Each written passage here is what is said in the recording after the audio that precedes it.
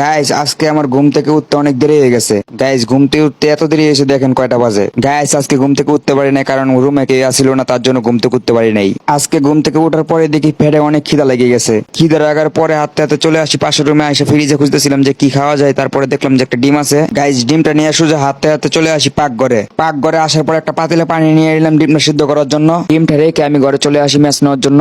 ম্যাচটা নিয়ে আমি সোজা চলে যাই পাকঘরে। পাকঘরে যাই চুলাটা ধরাই দিলাম। দেন পরে আমি চুলার ভিতরে ডিমটা বসানোর পরে ঘরে চলে আসলাম। ঘরে চলে আসে একটা গামছা নিয়ে চলে গেলাম ওয়াশরুমে গোসল করার জন্য। তারপরে দেখেন গোসল করে বেরিয়ে গেলাম। গোসলেতে বেরিয়ে হওয়ার পরে প্যান্ট শার্টটা পরে নিলাম। তারপরে হাতে হাতে চলে আসি পাকঘরে। পাকঘরে আসার পরে চুলাটা নিভিয়ে সোজা চলে আসলাম বেসিং এ ডিমটা নিয়ে। তো ডিমের ভিতরে পানি দিয়ে শেষ করে সোজা ডিমটা নিয়ে চলে আসি রুমে। দেন রুমে আসার পরে ডিমটা ছিলে খাওয়া শুরু করে দিলাম। গাইস খাওয়া দাওয়া শেষ করে ওয়াশরুমে যে কাপড়গুলো ছিল এগুলো নিয়ে চলে আসলাম বাইরে লাইরে দেওয়ার জন্য।